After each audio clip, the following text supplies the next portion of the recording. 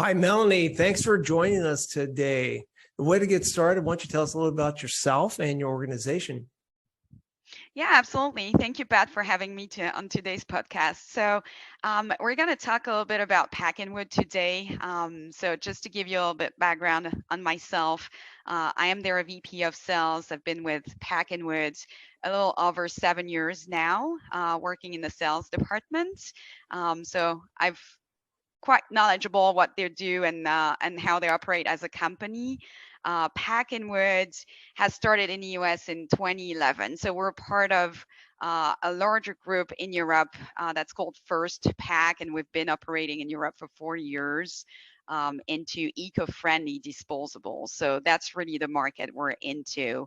We're available in different countries in Europe and, of course, in the US. So we're East Coast based. I know a lot of the sustainability is driven on the West Coast nowadays, but we're bringing it all over the US for all customers to have access to eco-friendly solutions. So any food operators can find products within our product catalog that will fit their needs. So in terms of, packaging and what we do, we have 1,200 SKUs, items that we do have in stock here in the US, East Coast and West Coast stocked. We That's a have two lot of items. warehouses. It is a lot of items, and we like to innovate. So we always grew the line about 100 new products per year. We truly believe in innovation. There is never enough solutions on the market. So we continue adding items into our product catalog. So with those 1,200 items, we cover everything that's grab and go packaging solutions. We go into everything catering solutions, cutlery, straws. We'll talk a little bit about straws, I'm sure, towards some of the questions at the end about sustainability. We cover bento boxes, and we do have some reusable solutions as well that are, a part of a more eco-friendly solution long term as well. So a lot of different options and a lot of different materials. I know the Packing Wood name resonates a lot of the wooden products, but we're so much more than that. We bring into the market solutions made out of paper. That's one of our top line of products we do have primarily for the grab and go solutions. We do have palm leaf options. We bring into the market materials such as bamboo, bamboo leaf. We recently launched coconut items, reed items. We go into wheat straws, for example. We have cotton napkins that we launch, and we're also going to sugarcane and cornstarch. So kind of a broad array of solutions there. You have a huge broad array there. Well, I'll let you unpack this. This is great. I'll let you unpack this in a second. But tell me, I'm always interested. What got you into sales, and specifically why sustainable? Was there, a genesis for that, or what how'd you get in that? Yeah, absolutely. So initially, I made all of my studies in sales, business development. So I've always been interested in being in front of people, dealing with customers.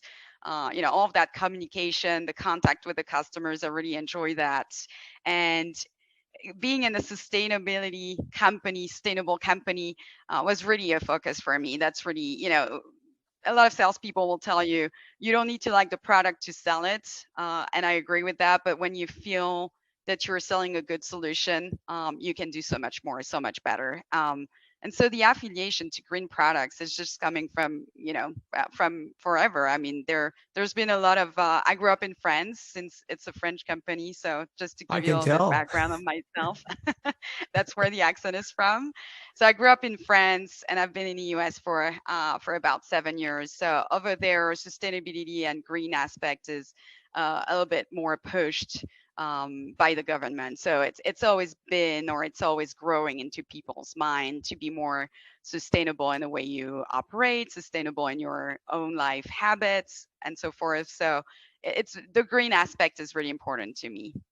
Well, and it always begs the question to me, when you are selling sustainables, it's not an easy sale, correct? Because it's historically more expensive than the legacy products that we Right. sell out there.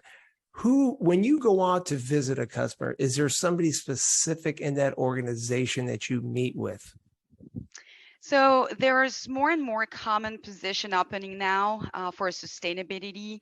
So you've seen those chief of sustainability position growing and flourishing in different companies, right? So whenever we can, we want to talk to those people because they have a little bit of the background, they have a little bit Right. of education for sustainability as a whole. But when we go into more traditional type of companies, we just talk to the chef, the F&B person, the purchasing person. We just try to educate as many people as we can within that organization. So we really try to talk to the person in charge of making decisions because ultimately they're going to be the one to approve that higher price point, as you mentioned. But we really want to make everybody in the company aware of the green benefits or how important sustainability is. And yes, it does have an impact on cost, but there is other benefits you can get from it that are more of a hidden benefits they don't You see. see, and that's a good point, because a lot of times when we talk sales and salespeople, that this is not the product you want to go talk to the security buyer at the food service outlet, right? You want to talk to the chef, the people that are going to say, hey, this is awesome product. We need to be responsible in the future with our packaging. So I think that's where we miss it. And the other thing you said was education, because the education portion is so important. I think the chefs and those people are more educated in those areas. And wherever this product reaches and touches, that you have to get beyond the normalcy in an organization, the security buyer. You got to get to the people that are really going to make the decisions that make the impact for you. So, and what got you into sales? Were you doing something before sales, or you always been in sales, or? I've always been in sales. So packing was actually my first job, so to speak. I started with them after I graduated. So I've always been in sales. I've been, doing some internship before, and it was always in sales. A little bit on the supply chain as well. So I have a good understanding on how the supply chain works on that end as well.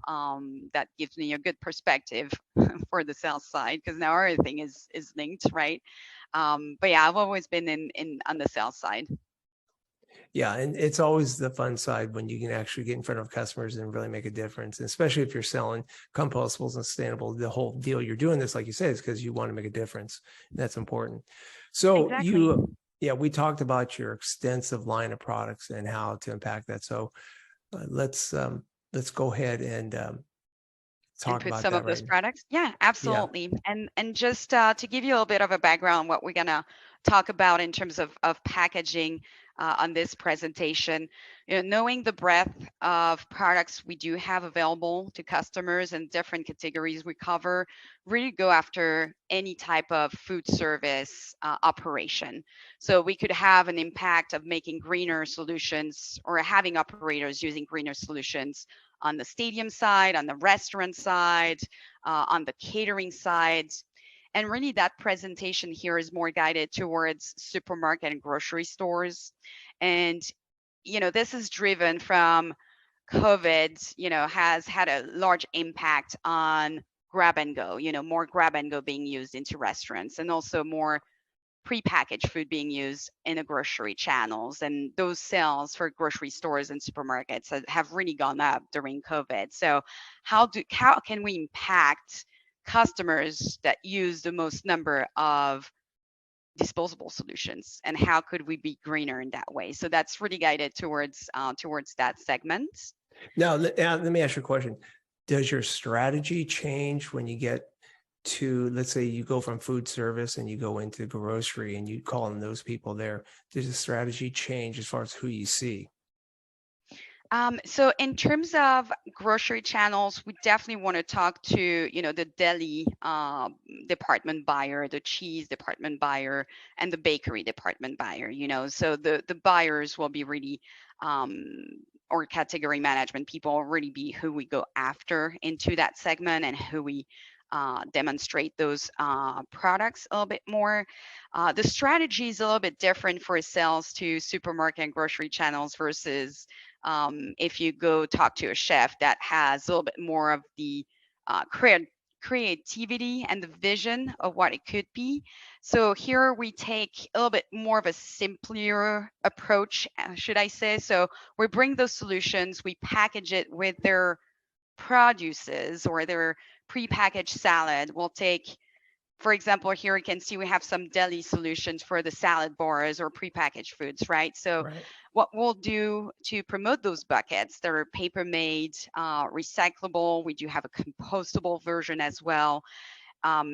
So you mentioned, they have a higher price point than if you go into a clear plastic, non-recyclable container, right? So how can we promote the fact that they are going to sell those better to their customers, and how can they market it as being greener as well? So we take these salads, we repackage it into our packaging, and we just show them both options side to sides, and we just say, you're in a supermarket, you're the consumer, and you have those two salads.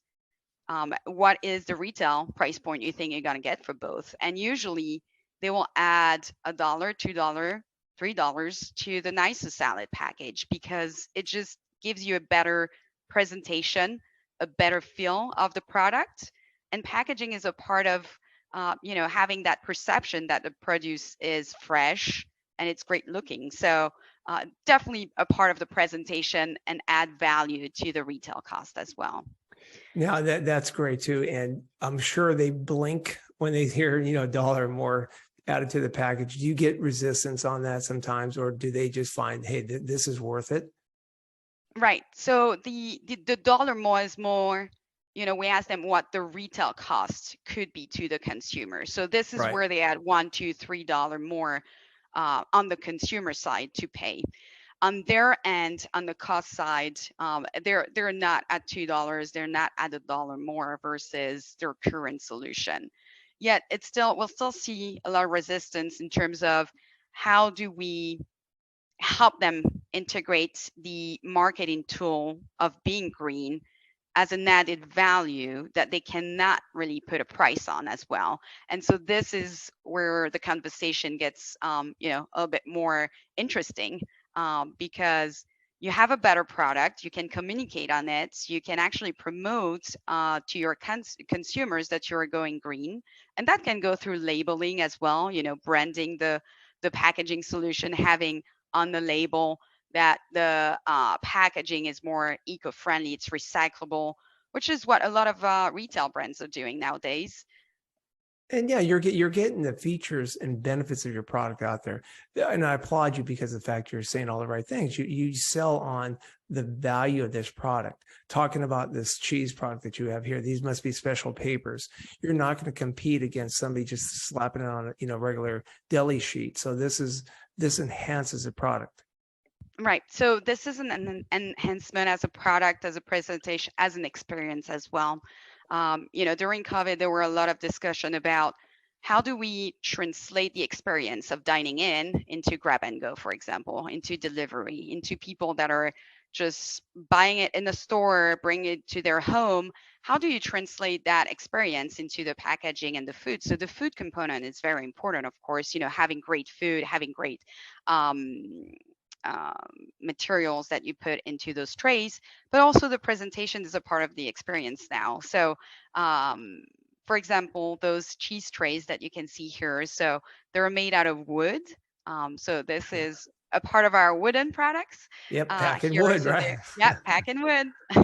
So this is biodegradable, yet it adds that natural touch to it, that nicer presentation, and already adds value to the presentation, especially for cheese products or whenever you have added value food like sushis. You're not going to use it for a burger and fries, right? The Right. value wouldn't be as big as you can promote it for other items like cheese and charcuterie boards.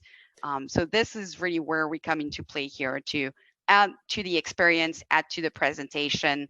And just again, if you're in a retail store, you see a cheese tray made out of wood or you see a cheese tray made out of plastic, where does your eye go as a consumer? Right. And you'll probably be more attracted to the nicer packaging. If you're going to spend that much on cheese, I mean, cheese is not cheap, especially get into more of the boutique cheeses that you want it to last, you want to present it well, right? And this is what adds to that. Yeah, absolutely. These are some talking other about Yeah. Yeah, these are some other cheese solution, and you're right. Talking about those larger trays. I mean, you can have cheese and charcuterie platters that go over $200 a platter. So how do you justify that retail cost? So, of course, the cheese pricing is very elevated, but you have to have a nicer packaging to sell it as well. So you've seen those, gold belly concepts where a lot of companies will come in and just sell and send cheese trays all over the countries. This is entertainment trays. So the presentation again is a part of the experience. They take the tray, they buy the tray at the store, they buy it online, whatever the channel is. And when they invite, entertain at home, they just put the tray on the table. They're done. There's no replating work to do. There's nothing like that involved for the consumer. Yeah, and as you're talking through this, things are going through my brain here. Going say, going to the point of you have to sell this. I mean, you're selling against plastics, which eventually go into landfill, and 89 years later they biodegrade. But these products, you're paying for the product, yes, the price of it, but however, there's something sustainable or compostable about it, or just responsible. Especially in today's environment. That's the hot topic. So these are all good reasons that you want to look outside, the plastics and into something that's more recyclable or compostable. Yeah, Baking molds. absolutely. This Yeah, and touches the baking molds. bakery. Yes, I This like. definitely goes into the bakery segment. So, another good factor about the wooden products, besides being more sustainable and besides having a higher presentation value, is also those items will probably be kept by the consumers. So, we're talking about the larger, heavier wood trays on the previous slide. If you buy a full platter and you're done with a platter, you're probably going to keep that wooden platter to reuse at home. So it adds a little bit of a value to the consumer to reuse it as well. And it's a good way to brand it. So, branding is definitely growing into food service, into any food operation. How do you differentiate yourself from the competition? You're all doing the same thing. So what makes you special versus another um, chain versus another brand? And so branding is really a big part of that for all of the food service operators to have return customer and to bring even more customers. So wooden products can be branded as well, and that just gives a nice rustic feel to it. So here we have our baking molds, perfect for the holiday season. Of course, all of those pound cakes, special pumpkin breads, and so forth. So definitely a great solution for all of that baking related segments. All They that fully low go in the calorie food, oven. right? I'm the low calorie food. Well, it's the holiday, so low Indulge. calorie or not low calorie, I guess. Exactly. So yeah, you can have those baking molds go in the oven. So it is the baking vessel, it is the retail vessel as well. So it's two in one. Do you get a call for, is any of this custom branding? Can you brand on this, like put their logos on any of this product, or you Yes. guys do that too? Okay. Yes, we do branding.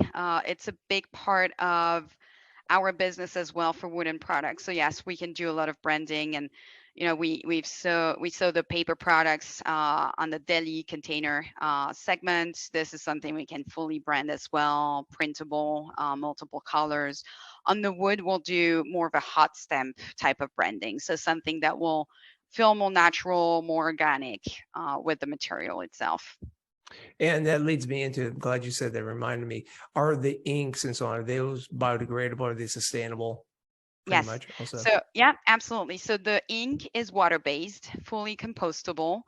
So we don't use any weird ink or anything like that into our processes. They're food products, so you really have to be careful about what you use, right? And Yeah. since the product is compostable or biodegradable, you want to sustain that message throughout the branding. So water-based ink, compostable is a must-have for us on all of the branding projects. Okay. And you and I talked pre-show or about your partners with, or you're aligned with the BPI, which is Biodegradable Products Initiative. So that's part of your that's a good statement to have too. That's a good person to have on your Yes. side. Yeah. So BPI for compostable products, for the wooden products, we deal with FSC as well, which is a sustainable management of the forest and of the wooden resources. So you can have access to both unsustainable and sustainable wood, and we take the decision to go with sustainable wood for our development. So we make it a renewable resources as well. Yeah, kind of like the whole closed loop deal. Yeah. Okay. Good. Yep, exactly. So same thing as you do have organic cotton and things like that. We go into those options.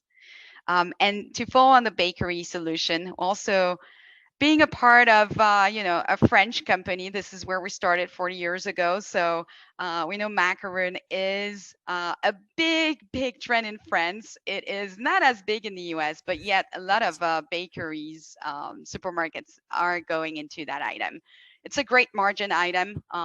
Those retail for $2-3 per piece. So definitely a good food items in terms of revenue for the supermarkets. And so we do have those solutions for macaroon. So those are all PET recyclable, fully recyclable plastic. We do have the paper boxes that go and pair along with it. We do have the wooden boxes to give it a more gifty feel to it as well, as an alternative as well. And just a great option to package those very difficult yet very good bakery items that are a macaroon. Are you guys into any PLA at all yet? Yes, we do PLA cutlery. We do compostable coffee cups with a PLA lining. So just to remind, PLA is a corn-based product. It is BPI approved, so compostable. And this is what makes the difference between non-compostable and compostable plastic looking solutions, because they're really looking the same as plastic, but a compostable version of it. So we do have a lot of different products we developed in PLA.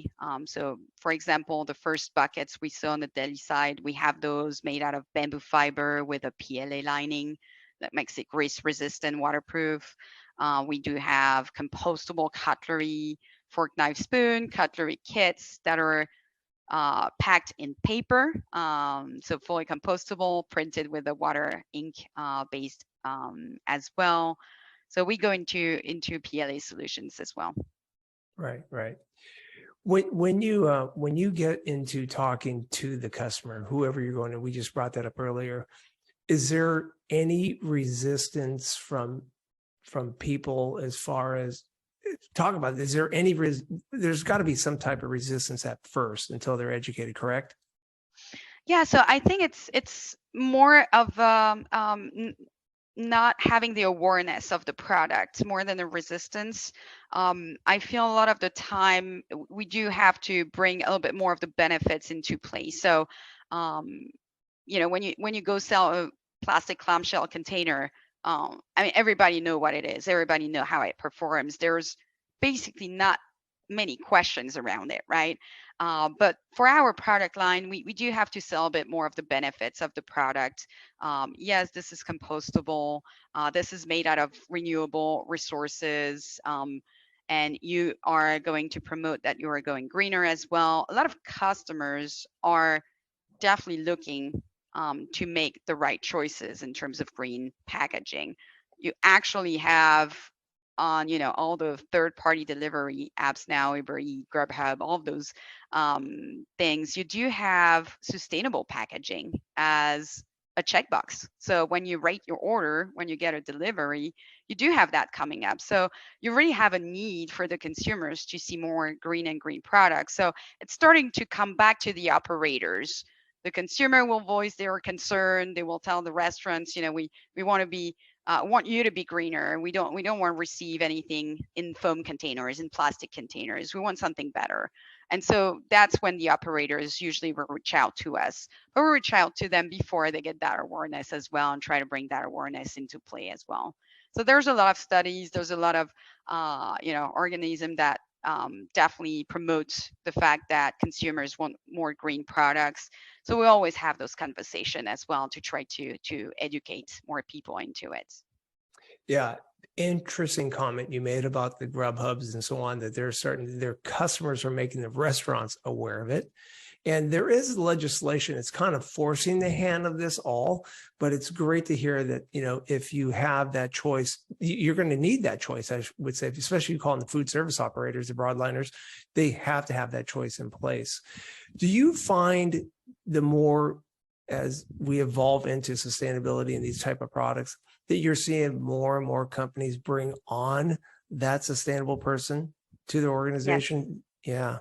Yeah. Yes, Where have you seen definitely. it? So they have Where's to more make it prevalent? worth they have to make it worth a full-time position, right, in their operation. So the more they get, the larger operation they have. So primarily where you see those chief of sustainability will be the places that do have organic foods. For them it's very important to have organic pair with sustainable packaging.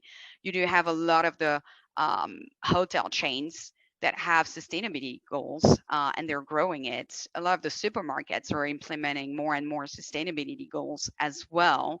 So they delegate that into their regular people until they can't, right? Until they actually need someone to take the lead and really go and educate their teams on sustainability. So we've seen Yeah. more and more of those flourishing for sure in the past few years. Yeah, selling into the verticals, that's a difficult, it's a good space to be in, because there's a lot of different types of businesses, especially government and education, and also, the big organizations. But the verticals are a quick way to get your business going. What about the C-suite? Are you meeting with C-suite type people all the time, these VPs and CFOs and yeah. Yes, yeah, we are, and this is where we have the most interesting conversation, because you already have the full aspect of bringing green products exposed to you. So they really share a lot about the budget concern. They share a lot about the consumer concern for greener products. They share about the operation concern. So this is our business model. This is how we operate. We need to make sure that we keep that operation smooth with green product, and we need to make sure we keep the supply chain smooth on bringing or switching those products. So this is all the conversation we're having with C-suite position and level executives. So we're definitely trained and able to help them make the right transitions. Right. I noticed too that, the skill stack or the skill set you need to sell this type of product is more on the level of getting the education, you as a salesperson, first of all, Right.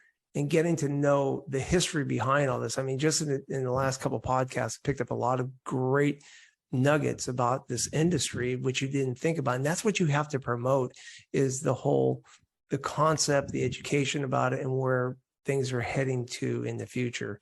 Because the next generation, Z coming up, they're totally, the millennials, obviously, but there's more and more of this growth happening. So it's not going away. It's something that's going to be realistic, and we better at least take a solid, educated look at it and start selling that way and get to these Yeah. C-suite people, because that's our organization has, Bunzl has, because we have, a team there, and everybody I've talked to that's in a bigger organization, that C-suite level gets involved in this, because it is part of the legislation now that's going around. So it's important to know. So great conversation so far. How do the people on this podcast, do they get hold of you personally to get samples and pricing and get us in there?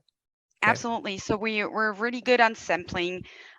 We know, as you mentioned, it's an education process on the materials and the benefits, on all of those good stuff. So we're really good at sampling. We offer our entire catalog for samples. So 1,200 items available to the customers. I'm definitely here to help out, target the right solution. So based on what the operator is currently using, based on the target price points, let's make the transition into this type of material, this type of material. Let's not go crazy and go the full size into higher end bamboo if they're using plastic, right? So I'm here to guide through that process and help educate the operators. So you can reach out to me via my cell phone. That's the best way to reach out to me. So it's listed on there, but I'm just gonna give you the number. It's the 646-664-5492. You can also email me at m.gasior@packinwood.com. And that's listed into the presentation that you're sharing, Pat, but I can get it out to you to share with the team as well. I'm really super happy to help with any project. So we receive a lot of inquiries of people that are just sending us a list of what they're currently using.